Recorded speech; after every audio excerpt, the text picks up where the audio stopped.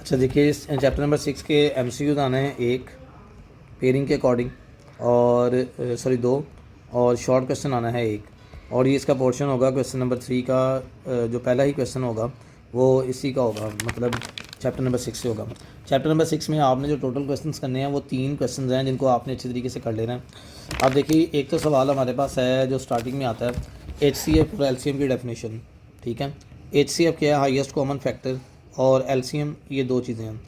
LCM और HCF इन दोनों को एब्रीवेशन भी याद होना चाहिए। हाईएस्ट कॉमन फैक्टर जो हमारे पास है वो हमारे पास HCF है। ठीक है, और इसका फार्मूला कैसे निकालेंगे? HCF is equal to common factors. ठीक है, ऐसे लिख लें। या इसकी जो डेफिनेशन है कि अगर दो हमारे पास एक्सप्रेशन है, if two or more than two expression the common numbers are two or more than to, polynomial भी कह सकते हैं और एक्सप्रेशन भी कह सकते हैं। ठीक है, अलजेब्रिक एक्सप्रेशन है,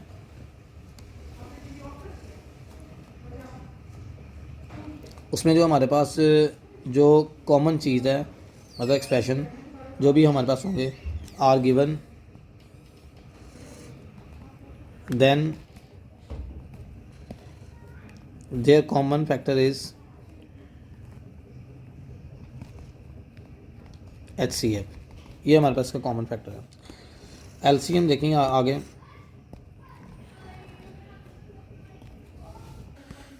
अब देखें, LCM हमारे पास है the least common multiple is the product of common factor और नॉन कॉमन फैक्टर। मतलब कि जो लीस्ट काउंट की जो हमारे पास फार्मूला है वो क्या है? LCM इज़ इक्वल टू, ये हमारे पास है कॉमन फैक्टर के जो उनमें मुश्तरक अरकान है और जो उनमें गैर मुश्तरक अरकान है, नॉन कॉमन फैक्टर है, उन दोनों को अगर मल्टीप्लाई कर देंगे तो वो हमारे पास क्या आ जाएगा? अच्छा जी, इसका फार्मूला हो गया। अच्छा, HCF फाइंड आउट करने के दो मेथड होते हैं, एक बाय फैक्टराइजेशन और बाय डिवीजन। ठीक है, इन दोनों से आप सॉल्व कर सकते हैं। अब इस पे एक्सरसाइज नंबर 6.1 पे आते हैं। तो 6.1 का पहला सवाल ही बहुत इंपॉर्टेंट है। इससे पहले जी बस यही क्वेश्चन आप लोगों ने करना है। एक एग्जांपल भी है 119 पेज के ऊपर, जो एग्जांपल नंबर लिखी हुई है, the sum of the two numbers is 120। ये भी आप लोगों ने कर लेनी है। 6.1 का पहला क्वेश्चन देखेंगे, he said that find out the HCF। आपने HCF फाइंड आउट करना है। 39 X7 Y3 Z आ गया, और 91 X5 Y6 और Z7 आ गया। देखिए बहुत आसान है। सबसे पहले आप क्या करेंगे, 39 लिख लिया, X7 Y3 और Z लिख लिया। अब यहाँ पे देखिए आप लोगों ने करना क्या है, करना आप लोगों ने ये 39 के फैक्टर्स बनाते हैं। 39 को डिवाइड करें, 3 13 13 1 द 13, सो वी हैव 13.3, मतलब ये मल्टीप्लाई है। ठीक है, X7 है, मतलब आप 7 दफ़ा X को लिख लें, X की पावर 1 X की पावर 1 X की पावर 1, ये 7 दफ़ा लिख लें आप। ठीक है, 1 2 3 4 5 6 और ये 7। ठीक है, फिर उसके बाद Y को 7 लिख लिया, Y 3 दफ़ा लिखना है तो Y.Y.Y लिख लिया। और इसी तरह आप लोगों ने क्या किया कि आप लोगों ने Z को भी लिख लेना है साथ ही। Z को हम लोगों ने लिख लिया जी। नेक्स्ट वो हमारे पास है 1 टाइम है तो 1 टाइम Z लिख लिया। क्लियर जी, ये आपने ऊपर वाला काम कर लिया इसका। अब आप दूसरे वाले का करते हैं, तो दूसरे वाला है 91 X5 Y6 और Z7। तो बहुत ही आसान सा काम है। आप सबसे पहले इसको लिखें, 97 बनता है 91, 13 7 द 91। एक्स को आपने 5 दफ़ा लिखना है, 1 2 3 4 एंड 5, और वाई को 6 टाइम लिखना है, सो 1 2 3 4 5 एंड 6। और जी को 7 टाइम लिखना है तो उसको 7 टाइम लिख लेते हैं। अगेन 1 आ गया, इसको आगे लिख लें नीचे, 2 3 4 5 6 एंड 7। अब देखिए आपने HCF फाइंड आउट करना है। सो HCF का फार्मूला हम लोगों ने क्या पढ़ा था? कॉमन फैक्टर, CF भी लिख सकते हैं आप उससे। अब इसमें कॉमन टर्म्स कौन सी हैं, बड़े ध्यान से देखिए। कॉमन टर्म्स हमारे पास क्या कैसे आती हैं? कॉमन टर्म्स निकालने के लिए हम लोग क्या यूज़ करते हैं, देखिए 13 13 दोनों में है, सो वी हैव 13। ठीक है, 7 और 3 तो कॉमन नहीं है। अब आगे देखें, हाँ अभी देखें, एक्स लिख लिया 1 2 3 1 2 3 4 5 4 5, मतलब एक्स के 5 कॉमन आ गए, सो एक्स की पावर 5 लिख लें।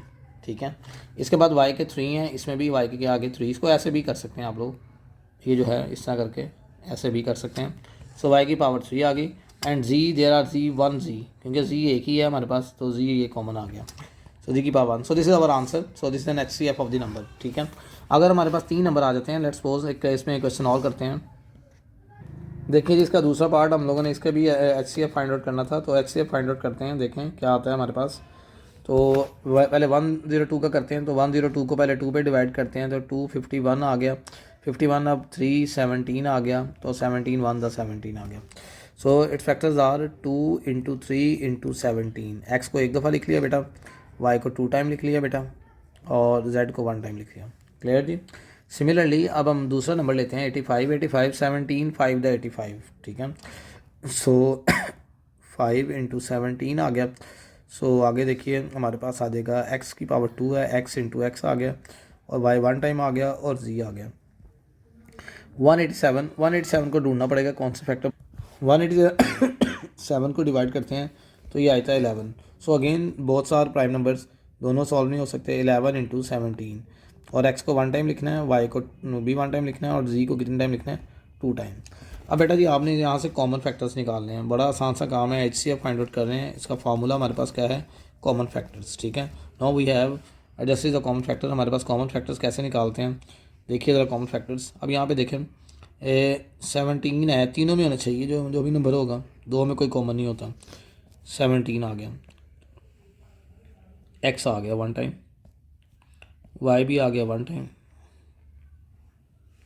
और जी भी आ गया 1 टाइम। सो 17 एक्स वाई जी। क्लियर होगी बात जी, क्लियर होगी बात जी, समझ आ गई। वैसे आप याद रखिएगा, एक आपको ट्रिक बताता हूँ। आप लोगों ने देखना है कि अगर एक्स वाई जी जो हमारे पास अलजेब्रिक सेंटेंस होते हैं, आपने देखना है कहीं भी अगर आप पढ़ा रहे हो या पढ़ रहे हो, तो आपने ज़हन में रखना है कि जिसकी पावर सबसे कम है ना, तो वही एच सी एफ में आता है। ये आपको एम सी क्यूज़ करने में भी आसानी देगी। मतलब अभी देखें, इसमें सब तीनों में एक्स की पावर सबसे कम कितनी है, 1, ठीक है। मतलब एच सी एफ में एक्स की पावर कितनी आएगी, 1। वाई की पावर सबसे कम कितनी है, 1, इधर भी 1, इधर क्या है 2, देखें 1 आएगी वाई की पावर। जी की पावर सबसे कम कितनी है, देखें इसमें जी 1 1 और यहाँ पे 2 है, तो जी की पावर भी क्या आ गई, 1 आ गई। सिमिलरली आप इसे पिछले क्वेश्चन में देखें, देखें एक्स की पावर कितनी थी, कम, 7 कम है या 5 कम है, 5, देखें 5 आ गई। वाई की पावर कितनी है, 6 है, 3 है, 3 आ गई। जी की पावर 1 है और 7 है, तो कितनी आई, 1। एच सी एफ में सबसे लीस्ट वैल्यू आती है, याद रखिएगा, मतलब सब पावर्स में सबसे कम, और एल सी एम में हाईएस्ट आती है पावर्स में, ठीक है। लेकिन इनका वर्डिंग में जो इसकी प्रोनाउंसिएशन है वो दोनों का डिफरेंस है, ठीक है। अब इसी सवाल को उसने क्वेश्चन नंबर जो हमारे पास है वो दिया हुआ है जी 4 के अंदर, कहता है find out the LCM of this number. अब देखिए मैंने यहाँ पे तो एलसीएम नहीं था निकाला, लेकिन अब मैंने एलसीएम भी निकालने लगा हूँ। तो जब यहाँ पे हम एलसीएम निकालते हैं, तो एलसीएम निकालने के लिए इसका पहले फॉर्मूला लिखते हैं, LCM is equal to common factor multiply by non common factor. अब बच्चों देखो, कॉमन फैक्टर तो निकाले हुए हैं, अब नॉन कॉमन जो बाकी बच गए हैं वो सारे नॉन कॉमन हैं। अब कैसे करेंगे, so common factors are 13 x5 y3 z7। अब देखें नॉन कॉमन क्या बच गया है, 3 एंड 7, तो 3 एंड 7 ये नॉन कॉमन है, 3 एंड 7 लिख लिया यहाँ पे देखिए 3 लिख लिया, और क्या लिख लिया, 7 लिख लिया। एक्स की पावर 5 तक तो कंज्यूम हो गई है, तो कितनी पावर रह गई है इसमें, 2, तो एक्स की पावर 2 लिख लिया, ठीक है। वाई की पावर हमारे पास कितनी कंज्यूम हो गई है, 3 कंज्यूम हो गई है, बाकी कितनी रह गई है, 3, तो वो हमने 3 लिख लिया। और z की पावर 1 निकल गई है, बाकी कितनी रह गई है, 6, तो z की पावर 6 लिख लिया, ठीक है। अब देखिए, अब इसको पहले आप कॉमन फैक्टर तो निकाल लिए, अगर फर्ज करें खाली एलसीएम आ जाता है, तो आप लोगों ने सिर्फ पहले आपने कॉमन फैक्टर निकालने लगा था, फिर आपने नॉन कॉमन, फिर उनको मल्टीप्लाई करना है।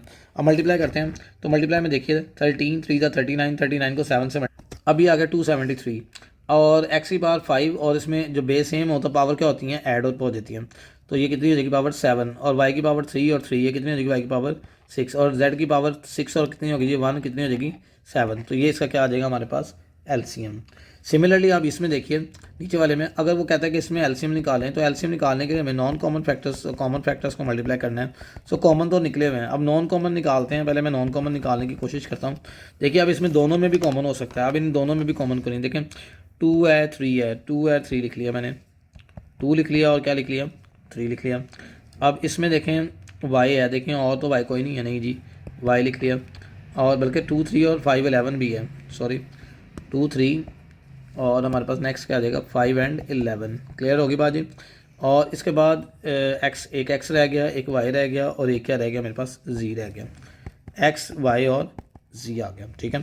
2 3 दा 6 6 5 दा 30, 30 को 11 से करेंगे, so this is will be 360 I think, 330 x y and z आ गया। अब देखिए एलसीएम का फॉर्मूला था कॉमन फैक्टर बच्चों हमारे पास से वो इस वक्त हमारे पास दिए हैं 17xyz और मल्टीप्लाई करना है 330 को 17 से, 330 को 17 से मल्टीप्लाई करें ज़रा, 330 मल्टीप्लाई बाय 17 तो हमारे पास बनेगा 5610। अब देखें x की पावर सेम है, x11 कितनी बनेगी x2, y की पावर सेम है y11 y की पावर 2, z की पावर कितनी है 2। अब यहाँ पे देखें मैंने अभी आपको बताया था HCF में क्या आया था, सबसे कम पावर आई थी, और LCM में x की पावर हाईएस्ट कितनी है 2, देखें 2 आई है, y की पावर हाईएस्ट कितनी है देखें 2 है तो 2 आई है, z की पावर हाईएस्ट कितनी है 2 है तो 2 आई है। क्लियर विद दिस 6.1 का सिर्फ यही एक क्वेश्चन करना है।